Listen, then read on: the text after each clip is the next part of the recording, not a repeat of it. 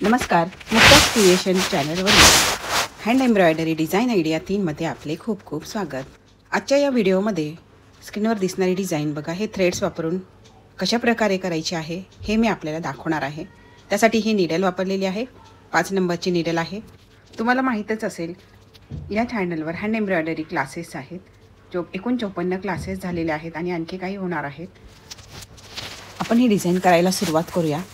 बघा, यामध्ये हे ज्या स्टिक्स आहेत, ह्या दिसणाऱ्या लाईन्स आहेत, त्या करण्यासाठी रनिंग स्टिचचा यूज करायचा आहे। पहा, हा रनिंग स्टिच करायचा आहे, व्हिफ्ट रनिंग स्टिच करायचा आहे।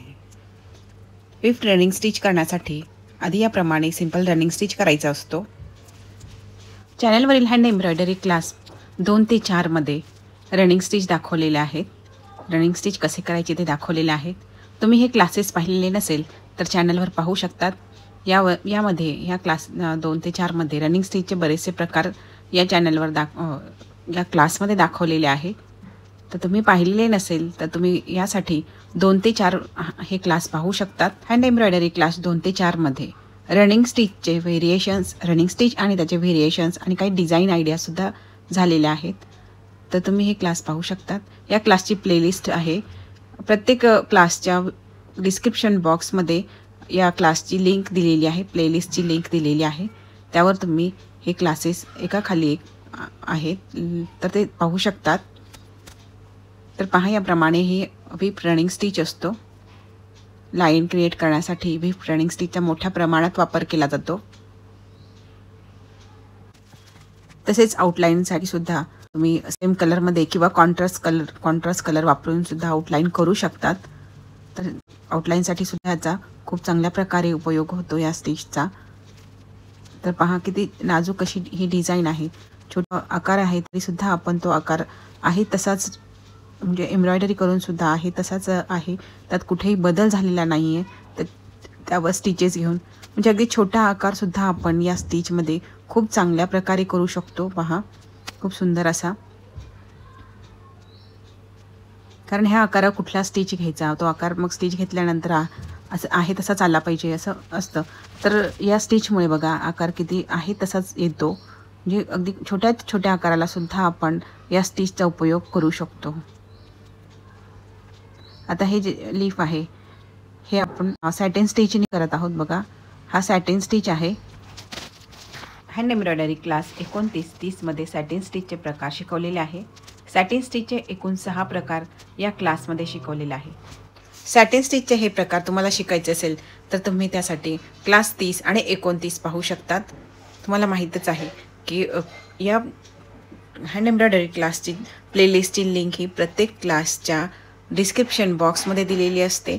या लिंकवर क्लिक केल्यास तुम्हाला हे क्लासेस एकाखाली एक मिळतील, जास्त इकडे तिकडे पाहायची गरज पडणार नाही। तर ते नंबर वाईज तुम्हाला या प्लेलिस्टमध्ये पाहायला मिळतील। तर बघा, ह्या फुलामध्ये पण आपण जो स्टिच यूज करत आहे तो सुद्धा सॅटिन स्टिच आहे। तर याप्रमाणे फुले, पाने आणि कुठल्याही आकारामध्ये तुम्ही सॅटिन स्टिच अगदी इझिली भरू शकतात आणि डिझाईन रेडी करू शकतात। तर बघा, इथे हे फूल भरत आहे, तर हे फूल भरण्यासाठी मी शेडेड थ्रेड सुद्धा वापरू शकता। शेडेड थ्रेडने सुद्धा हे डिझाईन्स अधिक सुंदर दिसते। या डिझाईनचा उपयोग तुम्ही साडी, लेहंगा, ब्लाऊज, स्लीव्ज यावर करू शकतात। साडीवर ही डिझाईन बोटी म्हणून यूज करू शकता साडीच्या मध्ये, आणि साडीची बॉर्डर करायची असेल तर ही डिझाईन एकाखाली एक ड्रॉ करून याची एक बॉर्डर सुद्धा तयार करू शकतात।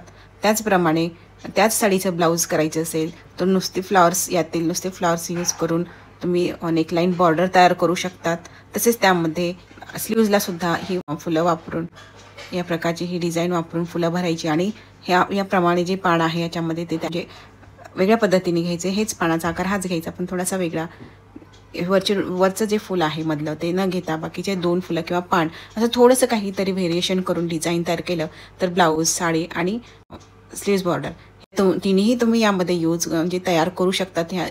हाच प्रकारची फुलं आणि पानं वापरून आणि सॅटिन स्टिच वापरून, तर तुम्ही अशा प्रकारे त्याचा यूज करू शकतात।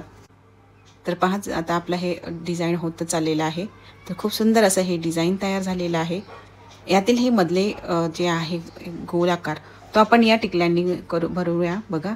ही टिकली लावण्यासाठी हा फ्रेंच नॉट वापरलेली आहे।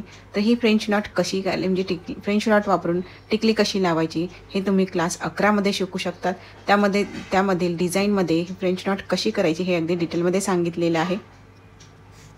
आता ह्या जे छोटे सर्कल आहेत तिथे हा सॅटिन स्टिचचा वापर करत आहे पहा। सॅटिन स्टिचनी सुद्धा ही बघा इतकी छोटीशी डिझाईन सुद्धा आपण किती सुंदर प्रकारे भरू शकता।